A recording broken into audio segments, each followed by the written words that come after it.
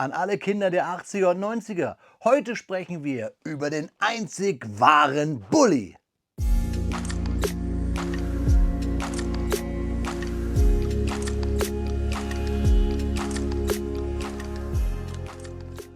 Willkommen in der Noppenklötzchenscheune.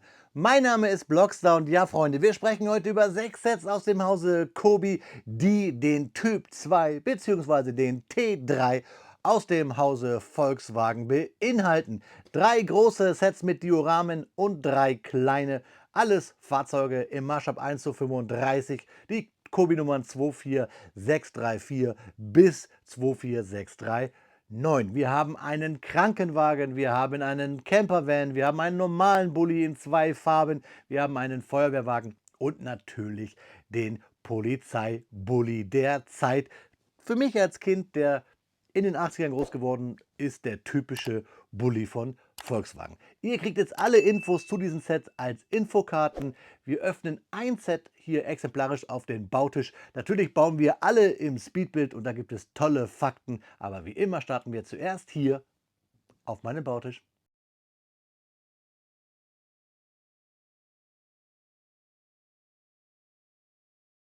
Ja, Freunde, da liegen alle 6 Kobi T3 Fahrzeuge auf den Bautisch.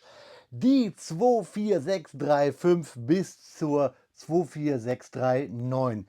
Den Feuerwehr T3, den gelben T3, den Krankenwagen T3, den Polizei T3, das Volkswagen T3 Winter Adventure Set und der Volkswagen T3 Camper Van. Alle im Maßstab 1:35. Diese 3 Sets kosten alle bei Kobi Stand jetzt 29,99 €. Diese 3 kosten 25,99 €.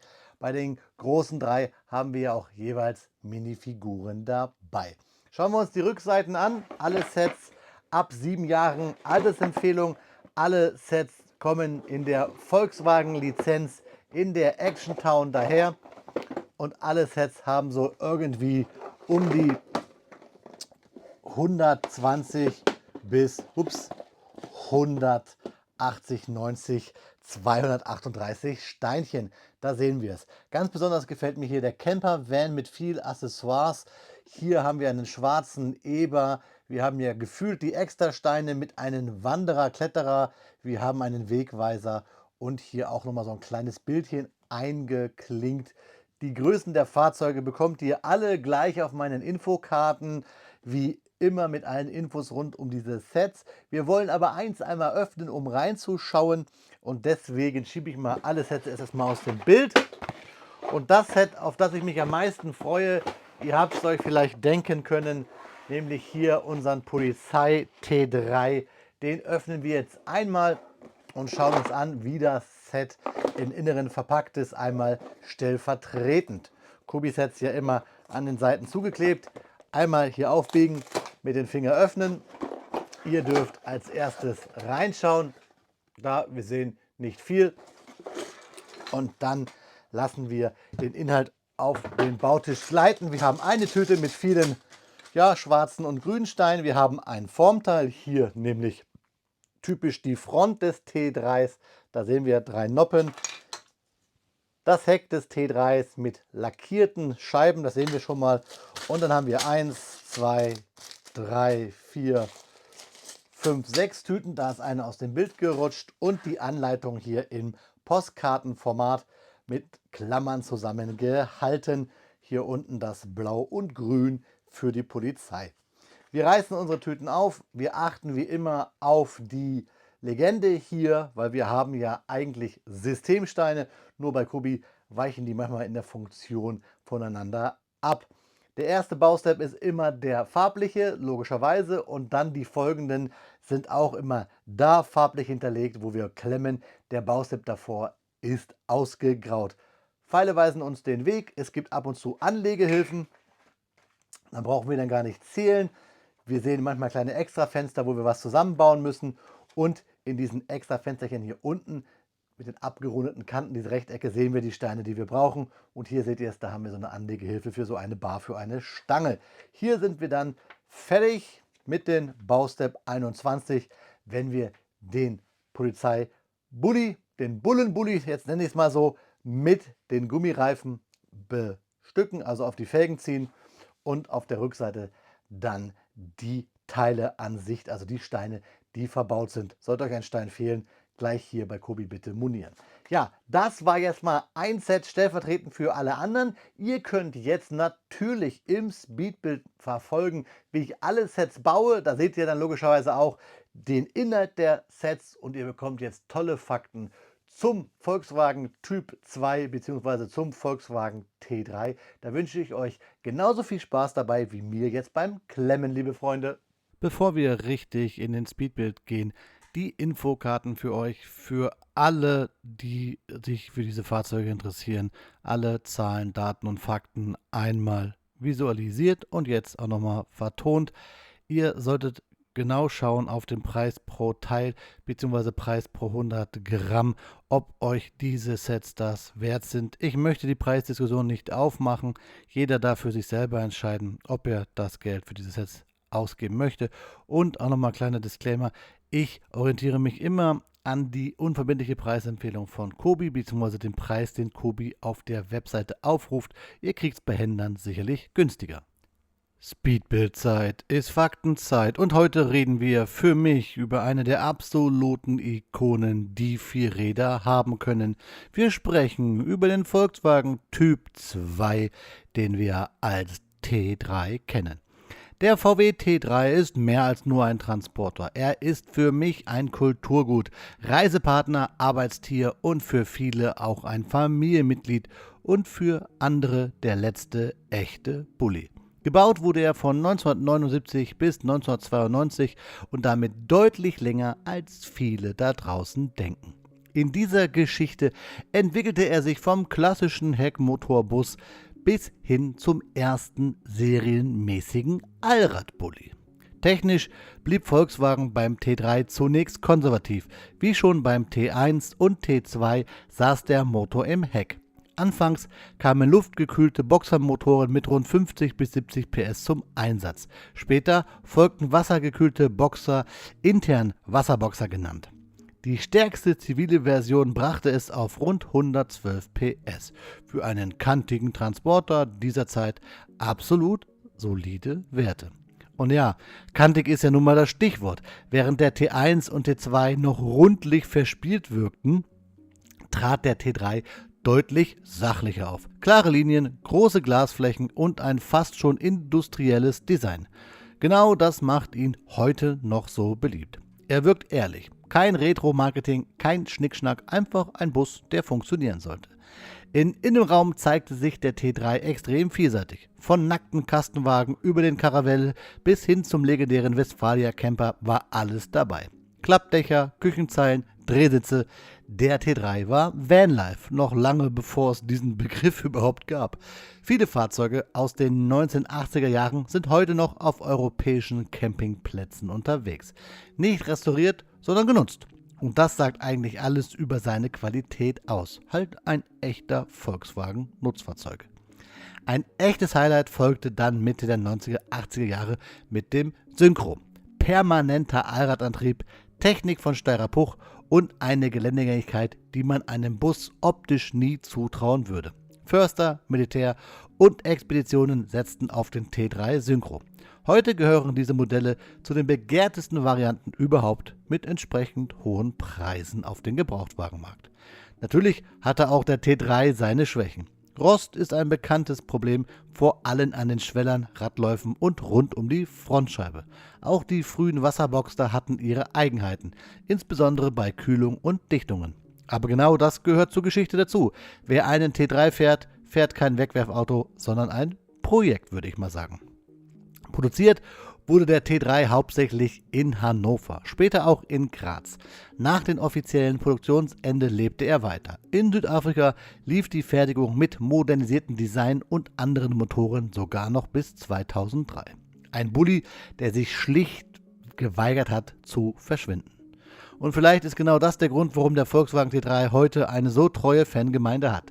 Er steht am Übergang zwischen klassischer VW-Philosophie und moderner Fahrzeugtechnik. Letzter Heckmotor-Bully, bevor der T4 kam. Letzter mit echter Schrauberseele. Keine Displays, keine Assistenzüberladungen, nur Technik, die man verstanden hat. Wenn man heute einen T3 sieht, egal ob als Camper, Pritsche oder vielleicht als Feuerwehrfahrzeug in einer historischen Freiwilligen Feuerwehr, bleibt man einfach stehen. Nicht, weil er laut oder schnell ist, sondern weil er Geschichten erzählt. Von Urlauben, von Arbeit, von der Bundeswehr, von Freiheit. Und genau das ist der T3 längst nicht mehr, nämlich nicht mehr nur ein Volkswagen, sondern ein Volkswagen für das Volk. Er ist ein Statement auf 4 Rädern. Das, Freunde, möchte ich euch mitgeben, mit Herzen. Und jetzt zurück auf den Bautisch. Dann schauen wir uns die 6 T3-Versionen von Volkswagen, von Kobi dargestellt, auf meinem Bautisch genauer an.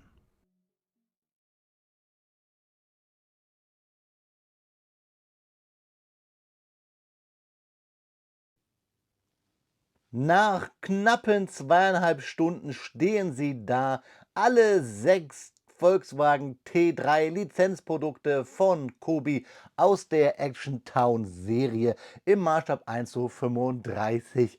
Alle 6, 3 große und 3 kleinere für 25,99 die kleineren und für 29,99 die größeren mit Diorama. Ich gehe noch mal kurz durch. Wir haben einen Sanitäts-T3, wir haben einen Campervan, wir haben einen normalen mit Urlaub-Winter-Diorama, wir haben einen gelben, der auch vom ADAC oder der Post sein könnte, wir haben einen typischen grün-weißen Polizeibully und wir haben einen T3 der Feuerwehr. Tolle Sets und ich gebe euch jetzt schon mal das Fazit hier. Wir haben noch keine Minute gesprochen und ich sage euch, die Stärke hier liegt eindeutig bei den Drücken und die Schwäche hier liegt eindeutig bei den Drucken und an Kobis Bauweisen. So diese Maximiane, die Kobi hat, diese Grundvoraussetzung, wir benutzen die Steine, die wir haben. Das ist manchmal nicht so gut. Den Mut, den Kobi hat, bei manchen Militärsets mal ein neues Set zu benutzen, beziehungsweise einen neuen Mode, also ein neues Teil zu erstellen, den hätten die auch mal ruhig hier haben sollen in dieser Action Town Serie bei dieser tollen Volkswagen-Lizenz. Mir gefällt die Lizenz. Ich muss euch sagen, die Sets schwanken ja von 123 Steinen bis zu 238 Steinen. Das sind dann, wie gesagt, immer 26, fast 30 Euro. Das muss jeder für sich selbst wissen. Ich wette, dass das ein oder andere Set, und da schiele ich ganz doll auf das Feuerwehrset und auf unseren Campervan, auch vielleicht von den ein oder anderen Militarier-Freund von Kobi öfter gekauft wird, um halt das zu schlachten. Wir wissen ja, Kobi-Einzelsteine sind sehr teuer.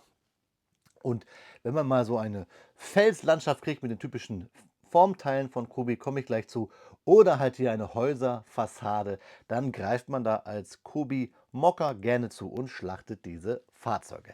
Gebaut hatte ich ja im Speedbuild, bzw. beim Öffnen haben wir hier uns diesen T3 der Polizei angeguckt und warum sollten wir dann auch nicht mit diesen starten, also die Reihenfolge nehme ich jetzt einfach so, wie ich es hingestellt habe und wir gucken uns wirklich zuallererst den Polizei T3 an. Und ich muss sagen, hier hat Kobi wirklich auch etwas liegen lassen. Denn ich glaube, wir alle hätten uns gefreut über Minifiguren zu diesen Fahrzeugen. Also wir bekommen bei der Feuerwehr Minifigur, wir bekommen bei dem Winter Adventure Set und beim Campervan Minifiguren, aber beim Sanitäter, bei dem gelben und bei der Polizei nicht. Und ich glaube, dieses Polizeifahrzeug wäre absolut ein Renner, hätten wir dort eine Figur mit beiger Hose und grüner Uniform. Und diese Formen, diese Farben hat Kobi ja im Angebot. Also da hätte Kobi wirklich nicht viel ändern müssen, außer vielleicht die Marge etwas kleiner halten können oder müssen. Aber die Formen, die Farben wären da und vielleicht die Drucke, aber das wäre ja relativ schnell gewesen. Also ich finde, da hat Kobi was liegen lassen und bei der Feuerwehr sogar einen Fehler gemacht, den man hier schon ganz doll auf dem Karton sieht, mit dem Hut. Dafür dann aber, beziehungsweise den Helm, dafür eigentlich den passenden Helm dann bei unseren Kletterer da oben hinzugefügt. Ja, das sind die Schwächen. Aber fangen wir einmal an mit unseren Polizei T3. Überall, bei jedem Set, und deswegen ziehe ich es mal her, haben wir so ein paar Steinchen über. Meistens Radkappen, eine Bar und eine Seatlamp. Warum, weshalb, wieso die über sind, zeige ich euch gleich. Es sind nämlich eigentlich fast die Bauteile alle immer für Radkappen und für die Abgasanlage. Das zeige ich euch. Die Bauanleitung Bei jedem Set hat dieses Hochglanzpapier. Ich bin kein Fan, ist kein Meckern auf hohem Niveau, aber irgendwie mag ich dieses glänzende Papier nicht. Das wirkt ein bisschen wie von einem billigen China-Hersteller. Das hat Kobima besser gemacht. Aber es gibt andere draußen, die mögen das. Alles fein. Die Bautechniken sind bei jedem dieser Fahrzeuge gleich. Man nimmt eine große Fliese hier unten, eine große Fliese, eine 4x8er Fliese und setzt dann diese 2x2er Baurichtungsumkehrsteine ein, um dann von oben fließen zu können. Und dann kommen hier Slopes an die Seite, die wir aus dem Schiffbau kennen. Und dann klemmen wir hier drauf unsere Radkästen und so weiter und so fort. Das ist überall das gleiche. Dann kommen hier vorne Brackets, also dass wir an die Seite was klemmen können. Und da packen wir dann die typischen Kubi-Formteile für diese Fahrzeugfronten, die wir auch im Hintergrund seht ihr hier links und ganz rechts, die T2s, die wir auch uns angucken werden, wo wir auch diese typischen VW-Fronten haben. Das sieht ein bisschen immer nach Airfix-Klick-System aus. Ehrlicherweise ist es auch so, Kubi hat immer so ein bisschen mit Formteilen gearbeitet, finde ich, tut aber auch hier quasi dem Gesamtbild ja nichts im Abriss, sondern ganz genau passt es eigentlich. Ihr seht hier ein Formteil so, ein Formteil so und hier hinten das gleiche. Und so bauen wir die Fahrzeuge. Also ich glaube, für alle, die Kobi noch nicht kennen und zum ersten Mal so ein Set kaufen, wird es eine Überraschung sein, wenn man so einen Misch hat, weil es halt eben nicht das Lego oder Systemstein gewohnte Klemmen ist, aber auch jetzt keine komplette Neuerfindung oder ein Klicksystem, wie wir es bei Airfix kennen. Wir haben halt vorne Formteile, hinten Formteile und der Rest ist das, was wir aus dem Kobi-Baukasten kennen. Was teilweise gut ist, was teilweise nicht gut ist, das erarbeiten wir aber noch in diesem Review. Übrigens, alle Sets zusammen sind weit über 1000 Teile, muss man auch mal so sagen. Ne? Ja, viele Drucke, viele Drucke. Hier noch keine Aufkleber. Kobi hat ja bei vielen Youngtimern Aufkleber. Hier haben wir alles nur Drucke, die gut sind und auch nicht so gut sind. Ich packe die Anleitung mal an die Seite und dann schauen wir uns das Fahrzeug an. Erstmal rollen tun sie alle super. Und jetzt hier das Fahrzeug. Ihr seht vielleicht schon auf den ersten Blick, Drucke meine ich deswegen gut, weil sie halt alles bedruckt haben. Aber wir erkennen natürlich hier auf diesem Formteil vorne, übrigens, ne, das sind die Formteile hier und hier vorne auch, sehen wir schon, durch halt das ABS, was hier ein anderes ist und weil wir hier oben alles Transclear haben, sehen wir halt Schwächen bzw. Farbunterschiede. Ist normal, gefällt mir aber nicht so gut. Dann haben wir hier so Kratzer in den Drucken. Hier sieht man das vielleicht, dass es halt nicht durchgängig schwarz ist. Hier unten ist sogar ein bisschen abgeplatzt und das haben wir bei all diesen Fahrzeugen. Das hat wahrscheinlich was damit zu tun, dass das Transclear hier ein bisschen anderes Material ist und eine andere Härte hat, das weiß ich nicht. Aber so ein bisschen Used Look, was die Dichtung angeht, haben wir bei jedem dieser Fahrzeuge. Trotzdem erkennt man auf jeden Fall, finde ich, dass es ein T3 ist. Das finde ich, erkennt man sogar eher, als wenn ihr euch erinnert an die Golf-Varianten. Die sahen ein bisschen gedrungen, tiefer gelegt aus. Hier finde ich auf den ersten Blick, die Form, das sieht nach T3 aus. Könnte aber auch ein bisschen von der Form ein DKW-Schnellbus sein, wenn ihr wisst, was ich meine. Trotzdem finde ich es cool, läuft ganz schön. Hier ist es glatt und da haben wir die Bars für die Abgasanlage und die C-Clamp. Die haben wir überall über. Hier vorne die Front. Vielleicht hätte man hier noch ein Kennzeichen hinmachen können. Aber ihr seht hier diesen typischen Druck. Wir haben sogar hier ein bisschen beschlagene Scheinwerfer, würde ich sagen. Also da ist Wasser von hinten drin. Ja, keine Ahnung, ist halt so ein bisschen weiß angemalt. Das soll wahrscheinlich ein bisschen die Glasstruktur wiedergeben. Oder es ist ein Druck, Fehler im Druck. Also ich weiß es nicht, wie es gedacht ist. Man sieht halt hier, dass hier Transcleared Sachen reingesteckt sind. Ja, Rückspiegel hier vorne. Und dann hier zwei Griffe und den Tankdeckel kennen wir. Zwei Griffe für die Schiebetüren und hier Polizei auf diesen großen weißen einmal Vierer Brick. Und hinten haben wir dann ein typisches VW-Schriftschild, Volkswagen T3, Transporter und hier Volkswagen das alte Schild und oben Blinker und hier oben Martins Horn. Was ich meine mit Formteile, ihr seht vielleicht hier, wir haben viele diese Lamellen immer einzeln und da hätte Kubi ruhig mal eins machen können. So wirkt es immer so ein bisschen schnittig, wie so ein vorgeschnittener Balsenkuchen. Balsen sage ich deswegen, weil die Transporter ja aus Hannover kommen, bis unsere Volkswagen Nutzfahrzeuge da ja Transporter baut. Und das hier so vorgeschnitten ist, das gefällt mir nicht so gut. Da hätte Kubi ruhig eine große Plate mal spendieren können, wenn man sonst schon so auf Formteile geht. Wäre, glaube ich, ein bisschen besser gewesen. hätte die Teileanzahl etwas reduziert. Schön ist, dass wir in jedem dieser Fahrzeuge auch Sitze haben und ein Lenkrad. Figur passt nicht rein, kann ich euch schon mal sagen, außer hier hinten liegend. Der Innenraum ist nicht ausgebaut. Das zeige ich euch aber gleich bei den anderen Fahrzeugen. Also, das war unser Polizei T3. Dann gehen wir doch mal über zu unserem Sanitäts T3. Auch hier wieder Steine über. Hier eine Radkappe mehr in schwarz, aber sonst das gleiche. Die Anleitung zeige ich euch jetzt nicht, weil es ist bautechnisch fast das gleiche, außer hier oben die Aufbauten. Was mir gefällt, ist diese typische beige-orange Farbe. Hier sieht man dann auch die Farbabweichung logischerweise etwas mehr. Hier haben wir auch ein bisschen Farbversatz drin oder Druckversatz bei diesen Fenstern. Das wirkt ein bisschen höher. Hier diese typischen Lüftungen bzw. auch Druckausgleichsplatten, meine ich, wenn man die Tür zuknallt und so weiter. Vorne auch der Druck hier mit dieser Leiste, mit dem Kühlergrill, mit den Orange, mit dem DRK-Zeichen, sage ich mal. Oh, jetzt weiß ich auch, warum ich hier eine über habe. Freunde, das reparieren wir doch gleich. Ne? Ihr wisst, live on tape, das gehört sich so. Also ihr seht, die Steineanzahl, die über ist dort sogar gleich. Ich habe hier eine Radkappe oder Radzierblende, glaube ich, so heißt es, vergessen im Rahmen des Zusammensteckens. Aber wir können ja mal den hier aufbauen kurz, damit ihr seht, was ich meine mit innen drinne. Nämlich, dass wir hier überall braune Sitze haben. Da fällt das Martinshorn mir ab. Bei den Bauweisen, wo wir oben Aufbauten drauf haben, haben wir oft von unten diese dünnen Plates gegengekontert. Das mache ich jetzt einmal ab, weil wir wollen ja mal reingucken. Da seht ihr es, da haben wir diese braunen Sitze gebaut. Wir haben auch hier oben sogar dann auf dem Armaturenbrett Fliesen, diese einmal Einser, die so gerund sind, damit wir dieses typische gebogene Armaturenbrett beim Handschuhfach hinbekommen. Das gefällt mir sehr gut, unter diese braunen Sitze und hinten dann hohl. Wenn man es hier abmacht, alles sieht man es noch viel, viel besser. Auch dieser gleiche Baustep hier mit diesen Formteilen und den Stoßstangen, den Bumper, den man noch dran baut und von hinten halt auch der typische Druck. Mir gefällt dieses hässliche Entlein, dieses Mokka-Kaffee-braune, ich wollte schon sagen, Baby-Durchfall-braune Fahrzeug eigentlich ganz gut. Jetzt ist mir hier der Sitz kaputt gegangen.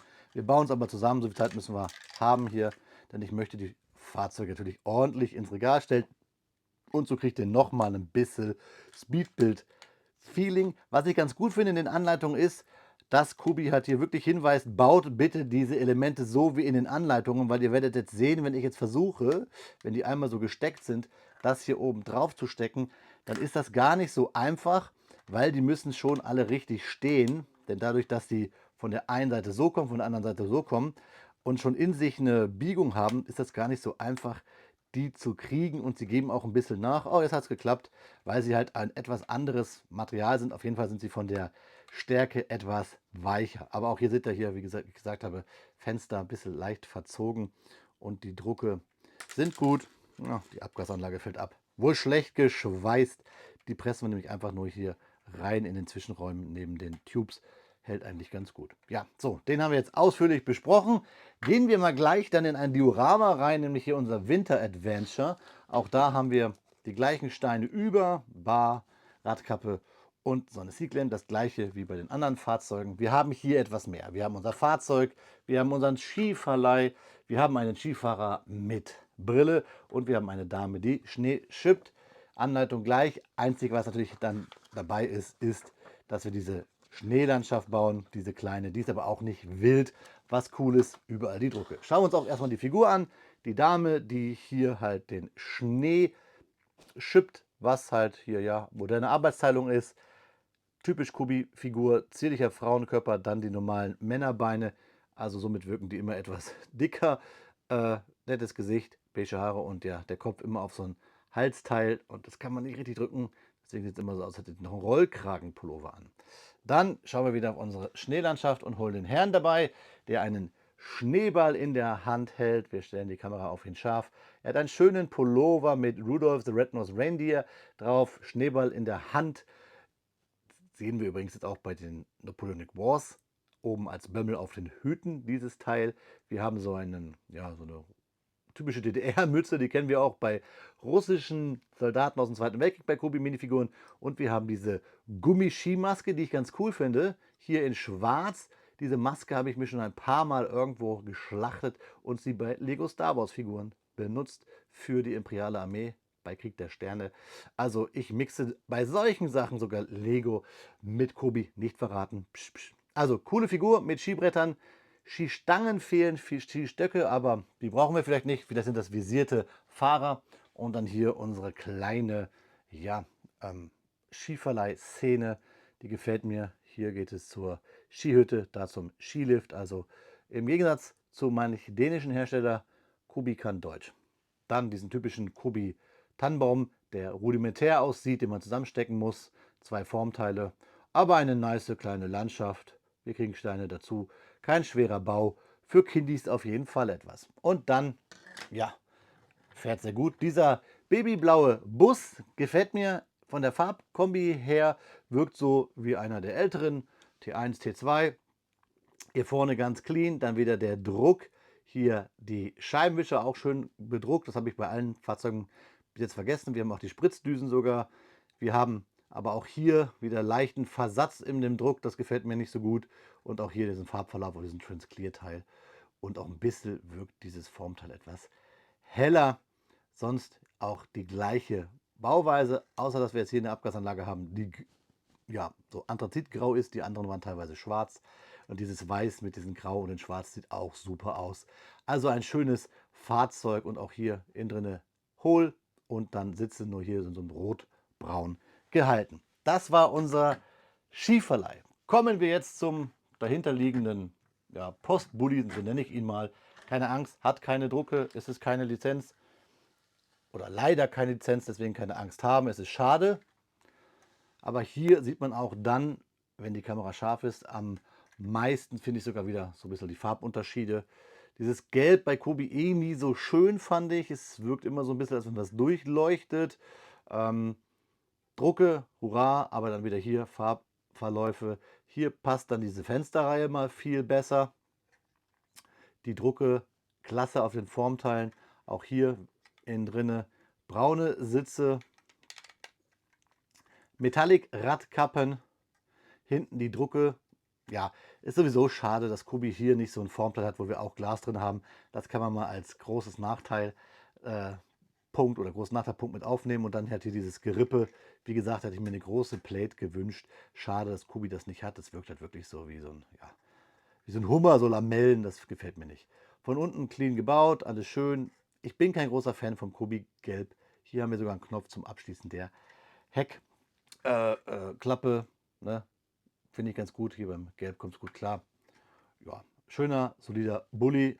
Da haben wir dafür jetzt hier so einen Versatz. Also das finde ich nicht gut. Und da haben wir auch ein paar Macken im Druck. Also ich sage es ja, wie es ist. Stärke und Schwäche sind bei diesen Sets die Drucke. So, jetzt überlege ich, machen wir erst die Feuerwehr. Halt die Anleitung kann mal weg und auch die Tüte kann weg. Dann kann ich sie gleich viel besser präsentieren. Tada, tada, Skifahrer, so, so. Die Dame liegt. Sanitätswagen haben wir da. Polizei haben wir da. Und jetzt gehen wir mal zur Feuerwehr, weil da habe ich ein bisschen was zu erzählen. Auch hier das gleiche. Anleitung wie gehabt. Erst bauen wir das Fahrzeug und dann bauen wir diese Ruine. Fahrzeugbauweise ist gleich, außer ja, die Hörner hier vorne, beziehungsweise das Blaulicht. Gucken wir uns das Fahrzeug auch zuerst an, weil hier ist natürlich nicht das Fahrzeug das Highlight, sondern die Accessoires. Beim Rot sieht man es auch ganz gut. Hier ist es wieder dunkler. Ich verstehe auch nicht, warum diese Rückspiegelteile so dunkel wirken, weil sie eigentlich aus dem gleichen ABS sein sollten. Die Front hier vorne hat da ein paar Macken, hat ein rotes, schwarz-rotes VW-Zeichen. Die Scheibe wirkt sonst eigentlich ganz gut. Generell wirken die alle sehr klar, die Transclear-Teile, nicht so viele Kratzer. Aber auch das Rot wirkt hier ein bisschen nicht so hochwertig, finde ich, muss ich ja ehrlich sagen. Schön aber weiße Bumper, also Stoßstangen, das gefällt mir. Ich klappe auch mal hier wieder auf oder klappe es ab. Wir haben auch wieder braune Sitze. Da hätte ich mir ein bisschen Innenleben halt gewünscht. Von unten wieder sehr clean und dafür hier eine metallicfarbene Abgasanlage und hinten die tollen Drucker mit den Ja, hier geht es ein bisschen unter mit den Blinkern und den Rückscheinwerfern. Hier oben dann diese Blaulichter. Also tolles Fahrzeug, aber ich habe euch gesagt, Highlight ist hier auf jeden Fall die Ruine und das nicht nur, weil wir da eine Katze drin haben. Natürlich auch wieder ein paar Steinchen über, ein paar Beutel habe ich hier immer mir zur Seite gelegt für sowas mit ein paar Bars und Razzierblende in Metallic. Ganz lustig auch so ein Metallic Bolzen, den verbauen wir beim Hydranten. Diese Bolzen in Metallic sind ganz gut, um bei Kobi Römerfiguren vielleicht die Löcher in den Helm zu schließen. Könnt ihr mal überlegen, wenn ihr diese Kobi-Figuren habt mit den Römern. Das sieht immer sehr lustig aus, dass sie ein Loch im Kopf haben. Loch im Kopf ist aber auch das Stichwort, wenn wir uns vielleicht die Feuerwehrfigur von Kobi angucken. Denn wir haben hier also erstmal sehr schön dreckig das Gesicht. Wir haben diese Metallleiter, die Kobi schon sehr lange im Portfolio hat. Dieses Leiterformteil finde ich ganz gut, können wir an die Hauswand dran stellen. Aber warum kriegen wir hier so einen Feuerwehrhelm, den wir eher so aus Frankreich, Italien oder Amerika kennen, statt diesen typischen beigen Feuerwehrhelm, den wir kennen aus Deutschland? Wenn wir hier schon Volkswagen T2 haben, dann finde ich das irgendwie ein bisschen komisch, so einen goldenen amerikanischen Feuerwehrhelm. Ist ikonisch, kennen wir bei Lego ja auch. Kinder wissen sofort, aha, es ist Feuerwehr, aber irgendwie gefällt mir der nicht so gut. Natürlich könnte der auch hier hinten quasi einfach, ja, man es andeuten, dass es hier das schwarze Nackenleder und der Helm hat ja fast die gleiche Form, aber ist es halt nicht. Und dann so eine Spitzhacke, ja, sonst eine schöne Figur, schönes dreckiges Gesicht. Er lacht, der Herr, aber irgendwie finde ich, den Helm hätte man einen anderen nehmen können und da kommen wir gleich zu, denn ich finde, dass der Bergsteiger so einen Helm hat. Ja, dann schauen wir uns aber die Ruine an. Die ist gut oder kommende Ruine, müssen wir mal so sagen, sehr gut gelungen. Mir gefällt hier dieses kaputte Pflaster. Wir haben einen ja, Hydranten mit einer Spritze. Kobi nutzt die immer so. Schlauch. Der Hydrant sieht ganz gut aus, auch wenn er zwei Absteller hat. Wir haben hier sogar bedruckte, dreckige Steine. Das finde ich auch gut, was die Kobi da Mühe gegeben hat, statt einen richtigen Helm zu machen. Naja, wir haben hier ein Fenster, wir haben sogar ein Brett, was hier über ist, was eigentlich laut Bild hier liegen soll. Ich habe es mal hier rangeklemmt. Das finde ich gut. Wir haben Flammenteile und wir haben eine kleine schwarze Katze. Für mich als Katzenliebhaber natürlich ganz cool. Und dieses Set, wie gesagt, könnte man ja auch umbauen, schlachten und dann stellt man halt ein Panzerchen daneben, wenn man so ein Kobi Fan von Militaria ist zum Beispiel. Ja, jetzt muss ich ein bisschen sortieren. Jetzt kommen wir nämlich zum Set, das mir mit irgendwie am meisten Spaß gemacht hat. Auch wenn es vielleicht ein bisschen unsinnig ist, aber irgendwie gefällt es mir ganz gut. Ist nämlich hier unser Campervan. Ich stelle ihn mal dahin mit Bierbank oder ja, Wanderbank. Auch hier haben wir Steinchen über. Die Tüte habe ich euch schon ein paar Mal gezeigt. Radkappe, Bars und Ziehklemmen für die Abgasanlage. Anleitung dasselbe, außer, naja, jetzt hier diese interessante Steinformation, wo man diese typischen Kobi-Formteile zusammenpackt. Also die Bauweise ist sehr interessant, das gefällt mir.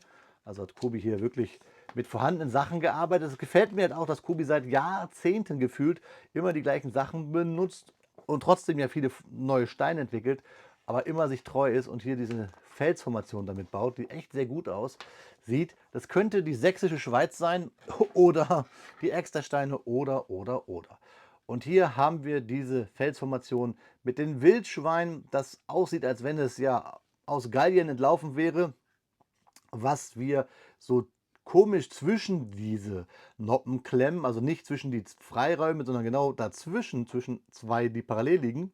Da passen die Hufe gut rein. Ich habe es fälschlicherweise als schwarz betitelt. Auf dem Karton sieht es auch sehr schwarz aus, ist aber so grau. Wir haben die Bäume in dunkel, wir haben hier Wanderwegweiser und wir haben hier diese Felsformation. Wie gesagt, Sächsische Schweiz oder. Wir haben hier als Accessoires eine Flasche dabei, einen Becher und einen Wanderer mit Helm. Und dieser Helm sieht halt aus wie so ein Wehrmachtsfallschirmjägerhelm. Und ich finde, dieser beige Helm würde doch ganz gut auch zu unserem Feuerwehrmann passen. Abgesehen davon, dass ich diese Felsformation richtig cool finde. Und normalerweise gehört die Flasche und der Becher natürlich auf die Bank. Aber bevor es bei mir rumfliegt, natürlich lässt man keinen Müll auf einen beklommenen Berg oder ja, Hang oder Felsen zurück. Aber was ich gut finde, ist halt dieses Element. Da gerne mehr davon, Kobi. Hier haben wir die Minifigur. Ich stelle wieder scharf. Schön mit Wanderrucksack mit Fernglas, um die Aussicht zu genießen, und vielleicht trinkt er hier Skiwasser oder einen, ja, Besteigerschluck, irgendwie sowas. Finde ich gut. Tolle Figur, in Zivil bedruckt. Ich mag die Kobi-Figuren immer mehr. Und jetzt machen wir mal ein Experiment. Ich nehme mal diesen Helm, lege die Figur zur Seite und hole mir hier mal einen Feuerwehrmann. Keine Angst, wird gleich wieder scharf. So, und jetzt packen wir mal den Helm hier drauf und gucken mal, wie das wirkt. Ja gut, wirkt auch nicht richtig gut, da fehlt hier hinten noch was Schwarzes. Aber immerhin, ja, besser finde ich als dieses goldene Teilchen. Egal, ihr könnt ja eure Meinung gerne mal dazu unten in die Kommentare schreiben. So, zack, Helm geht wieder auf unseren Wanderer hier oben drauf, wie es sich gehört. Und wir legen ihn mal hier vor unseren T3 Camper Van. Hier haben wir noch unsere Bierbank, beziehungsweise ja, den Tisch, den Wandertisch an so einer Raststätte, Rastplatz. Finde ich ganz gut gelöst mit den typischen Kubi-Bars.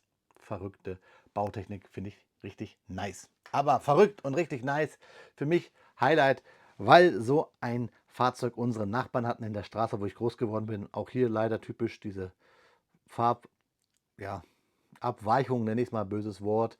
Auch hier den Versatz mit den Fenstern, auch wenn man das richtig drückt, wirkt es nicht so, als wenn es gleich gedruckt ist. Ist minimal, ich weiß. Ich wollte es euch halt einfach nur erzählen, das ist ja Sinn und Zweck meines Reviews immer.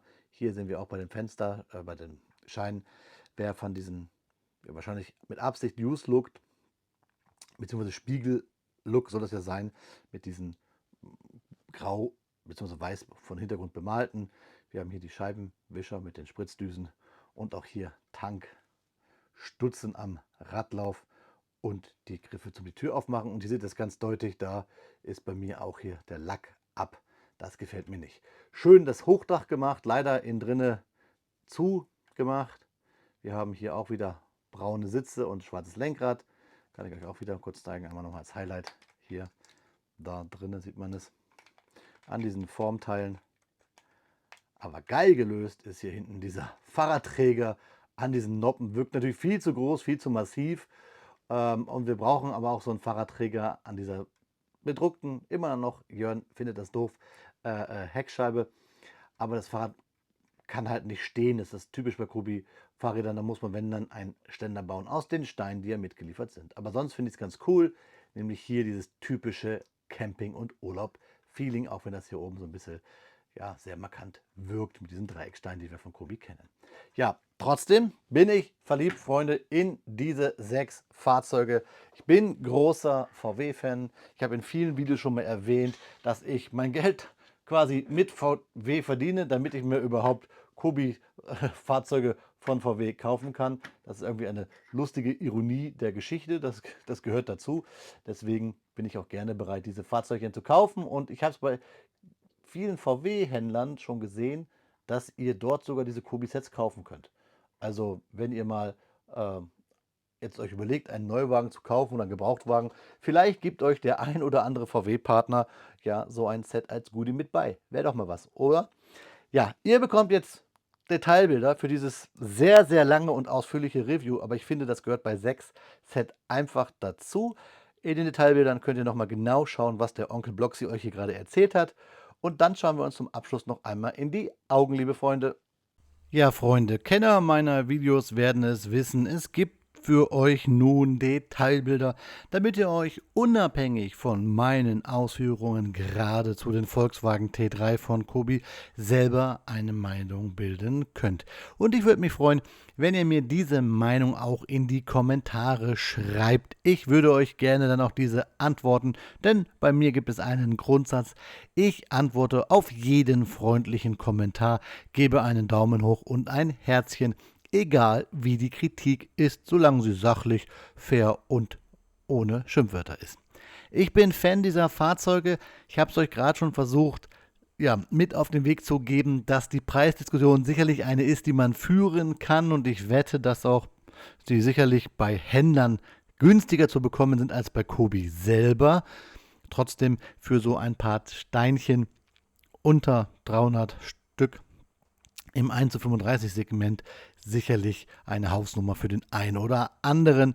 Für mich als Sammler, als Fan, musste ich hier leider in die Tasche greifen um euch diese Sets zu präsentieren. Und ich finde, diese lange Variante, diese 6 Sets zusammen zu zeigen, ist auch der beste Weg, um halt die Höhen, die Tiefen, die Schwächen, ich habe es euch gesagt, die Drucke euch gut darstellen zu können im Vergleich mit den anderen 6 Fahrzeugen. Natürlich könnt ihr es mir auch einfach machen und 6 einzelne Videos machen, aber das interessiert ja auch keinen.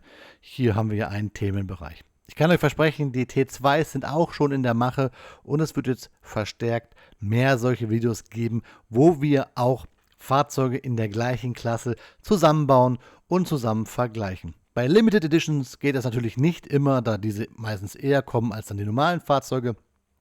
Aber bei den Trabants zum Beispiel, vielleicht bei den Barcars, bei dem einen oder anderen Panzer, wo es verschiedene Varianten gibt, da werden wir es versuchen. Mit wir meine ich mich und ich hoffe, dass euch das gefallen wird. Lasst mich einfach auch wissen, wie ihr zu dieser Idee steht und generell würde ich mich freuen, wenn ihr auch dieses lange Video euch anschaut. Wenn es euch nicht gefällt, dann sagt mir es in den Kommentaren. Wenn es euch gefällt, lasst es durchlaufen, gebt einen Daumen hoch, hypt es. Der YouTube-Algorithmus ist in diesen Tagen genauso verrückt geworden wie die Welt da draußen und deswegen würde ich mich über euren Support von ganzem Herzen freuen, liebe Freunde. An dieser Stelle eine kleine Danksagung an alle Kanalmitglieder, die mir helfen, diesen Kanal algorithmustechnisch zu pushen und auch den Kanal auf eine breitere finanzielle Basis stellen. Vielen lieben Dank für jeden einzelnen von euch, aber auch ein generelles Danke an jeden Kommentarschreiber, an jeden, der die Videos guckt, an jeden, der einen Daumen hoch gibt, an jeden, der ein Video liked. Vielen lieben Dank an die gesamte Blockstar-Community.